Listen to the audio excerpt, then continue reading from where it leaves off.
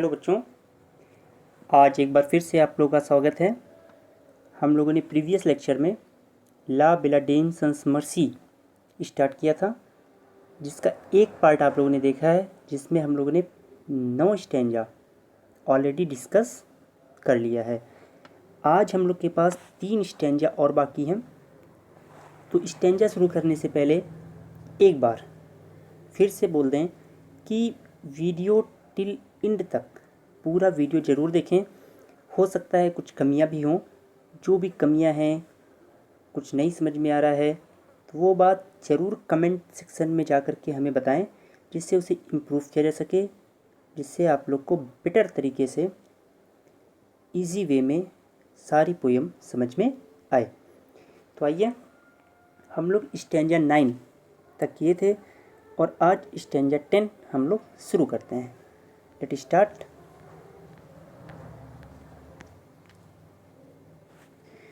तो स्टैंजा 9 पे हम लोग आ रहे हैं एंड देखते हैं क्या कहता है। Stanza number 10। I saw pale kings and princes too, pale warriors, death pale will they cried, La Paladin sans mercy, hate thee in thrill. I saw pale kings, first of all जो कठिन meaning है उनको discuss कर लेते हैं फटाफट। Warriors योद्धा, पेल मतलब आप जानते ही हैं कमज़ोर, क्राइड चिल्लाना, ला बिलाडीम सन्स मर्सी एंड अनमर्सीफुल लेडी, ठीक है, थ्रेल गुलामी। ओके, तो अब आइए हम लोग इसको स्टार्ट करते हैं, समझते हैं। आई सा पेल किंग्स एंड प्रिंसेस टू, मैंने सपने में क्या देखा? मैंने सपने में राजाओं को देखा, राजकुमारों को देखा और कमज़ोर योद्धाओं को देखा। वो ऐसे लग रहे थे जैसे वो मरने वाले हैं या मृत्यु प्राप्त कर चुके हैं, मतलब मृत शरीर के समान दिख रहे थे। वे सभी डिक्राइड, वे चिल्ला रहे थे, वे चेतावनी दे रहे थे क्या कि ला बिलाडेम सन्स मर्सी, मतलब इस महिला में कोई भी दया नाम की चीज़ नहीं है। इसने तुम्हें भी अपने सौंदर्य में क्या कर लिया है? फंसा लिया है, तुम्हें अपना गुलाम बना लिया है, थ्राल गुलाम बना लिया है, जैसे इसने हमें बनाया था। तो एक चेतावनी दे रहे थे। आइए, मतलब अगर हम इसके कॉन्टेक्स्ट की बात करें तो कॉन्टेक्स्ट में क्या बता रहा है? वो अपने ड्रीम के बारे में बता रहा है।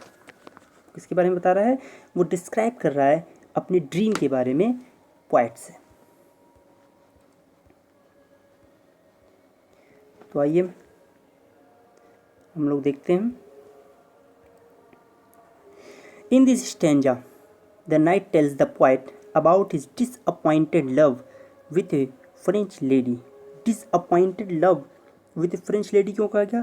क्योंकि वो पूरी तरीके से टूट चुका था उस लेडी से प्यार करने के बाद। In this stanza the knight describes the dream, अपने सपने के बारे में वर्णन करता है। He dream that there were many kings, वह स्वप्न देखता है। क्या स्वप्न देखता है? कि वहाँ बहुत सारे क्या हैं? राजा हैं, राजकुमार हैं और योद्धा हैं। But they are very weak and pale, लेकिन वो क्या हो चुके हैं? बहुत ही कमज़ोर हो चुके हैं। There we are warning him, वे उन्हें चेतावनी दे रहे थे। एंड सिंग, और कह रहे थे, that this lady has no mercy, इस औरत में, इस लड़की में दया नाम की कोई चीज़ नहीं है। सी हैज़ कैप्टिवेटेड हिम, उसने उसे क्या कर लिया है? गुलाम बना लिया है। गुलाम बना लिया है या फिर फंसा लिया है।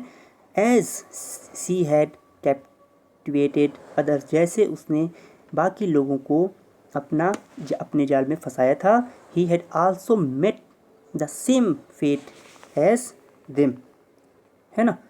सूरवीर मतलब योद्धा भी उनकी तरह ही ठीक उसी अंजाम पे पहुंच गया था। ये बात हो रही है।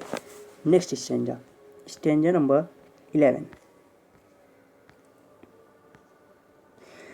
I saw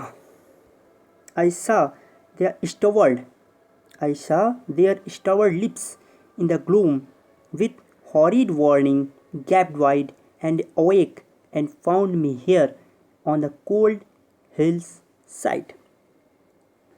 स्टार्व्ड मतलब भूखा, ग्लूम, ग्लूम का मतलब अंधेरा, लेकिन कब का, शाम के समय का अंधेरा, हॉरिड डेट यू नो भयानक, गेप्ड वाइड मतलब कुछ ज़्यादा ही खुला हुआ, I saw their starved lips in the gloom, मैंने क्या देखा, शाम के अंधकार के समय में उनका उनके भूखे उनके भूखे लिप्स, जो उनके खुले हुए होठ, सूखे होठ थे, वो मैंने देखे।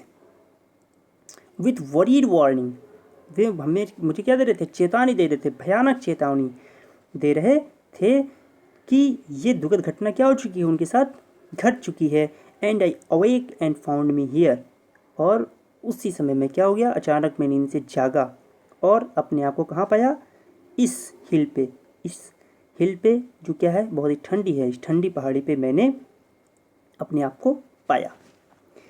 तो इसमें भी हम कह सकते हैं वो अपने ड्रीम के बारे में ही वर्णन कर रहा है। तो हम लोग कॉन्टेक्स्ट में इसमें भी आप चाहें तो आप डाल सकते हैं कि वो भी इसमें भी वो अपने ड्रीम के बारे में ही वर्णन कर रहा है, इसमें कोई दिक्कत वाली बात नहीं है। In this stanza the knight tells the poet that how she expressed love to him. ये जो स्टेंजा, ये जो कॉन्टेक्स्ट लिखा हुआ है, ये यहाँ पे रॉन्ग है, इसे आपको सही करना पड़ेगा। यहाँ पे इस इन this stanza the knight tells the poet about his dream. Explanation की बात करते हैं। द नाइट सा इन द डिम लाइट मतलब धीमे हल्की रोशनी में, द ड्राई लिप्स सूखे होठों को, किसके, राजाओं के, योद्धाओं के और राजकुमारों के सूखे होठों को देखा। Their lips were wide open as they were warning the knight against some unpleasant happening that had taken place, मतलब उनके खुले हुए होठ, उनके जो खुले हुए होठ थे वो चेतावनी दे रहे थे, दुखद घटना जो घट चुकी है, जो उनके साथ घट चुकी है, उस घटना की चेतावनी दे रहे थे। The night suddenly woke up from his sleep, जो योद्धा अचानक अपनी नींद से जागा, एंड फाउंड हिमसेल्फ, अपने आप को कहाँ पाया, ऑल अलोन अकेला पहाड़ी पर, अपने आप को अकेला ठंडी पहाड़ी पर वो पाया। Last stanza very important. And this is why I am sojourner, sojourn मतलब होता है डेरा डालना, I am sojourner alone and palely loitering, though the sage has withered from the lake and no birds sing। अब poet को बता रहा है, वो योद्धा बता रहा है कि यही कारण है कि मैं यहाँ पे क्या हूँ, भटक रहा हूँ, अकेले रुका हुआ हूँ, क्योंकि वो खूबसूरत महिला मुझे छोड़ के जा चुकी है, मैं उसे खोज रहा हूँ। यद्यपि जो पौधे हैं वो मुरझा चुके हैं और कोई भी पक्षी यहाँ पे नहीं है, फिर भी मैं उस ब्यूटीफुल लेडी को ढूंढ रहा हूँ।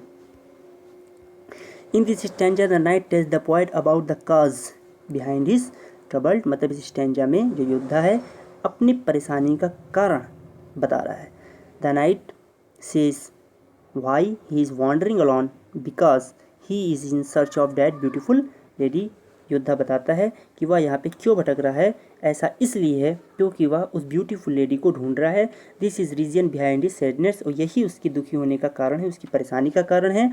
ऑल दो द विंटर हैड कम, जबकि क्या हो चुका है, ठंड आ चुकी है। And says near the lake is dry, और पौधे जो तालाब के किनारे हैं वो सूख चुके हैं। And no bird is singing, और कोई पक्षी गीत नहीं गा रही है। ही इज़ रोमिंग, तब भी वह भटक रहा है, रोमिंग भटक रहा है। As the lady has deserted him, क्योंकि उस महिला ने उसे छोड़ दिया है। लास्ट में आइए तो कुछ इम्पॉर्टेंट वर्ड्स मीनिंग है जो आपको याद होनी चाहिए, जिससे कि आपको इस चैप्टर को समझने में आसानी हो। तो आइए एक बार हम लोग इस वर्ड मीनिंग का मतलब भी देख लेते हैं।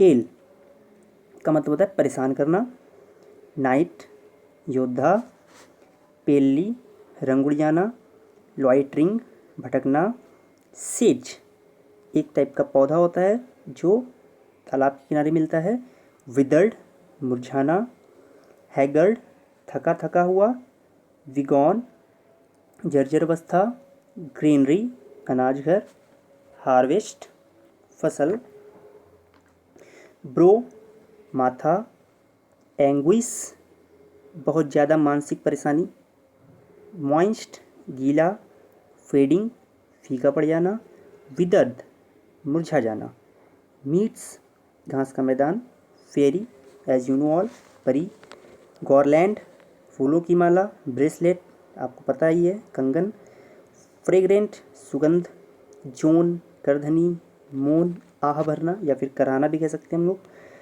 बेसिंग स्टीड घोड़े की पीठ पे जो गद्दी रहती है उसे कहते हैं, साइड लॉन्ग्स तिरछी निगाह से देखना, रेली स्वीट खाने की एक मीठी वस्तु हो सकती है, मन्ना ड्यू यहाँ पे गन्ने के रस से लिया गया है लेकिन देवताओं के लिए देवताओं का भोजन मन्ना ड्यू होता है, एल्फ्रिन परी से जुड़ी हुई गुफा, ग्रॉट एक छोटी गुफा, साइड आह भरना, फुल शोर बहुत ज़्यादा दुखी होकर, लल्ड मतलब लोरी गा कर के सुलाना, बी टाइड घटित होना, वॉरियर्स योद्धा, थ्राल गुलामी, स्टवर्ल्ड भूखा, ग्लूम शाम के समय का अंधेरा, हॉरिड भयानक, गेप्स वाइड ज़्यादा खुला हुआ, सॉजर्न डेरा डालना, लॉइटरिंग धीरे धीरे चलना, सेज दलदल का एक पौधा। तो ये कुछ इम्पॉर्टेंट वर्ड्स मीनिंग है जो हमने डिस्कस की। उम्मीद है आपको कोई प्रॉब्लम नहीं होगी, कोई प्रॉब्लम होगी तो आप कमेंट सेक्शन में ज़रूर बताएंगे।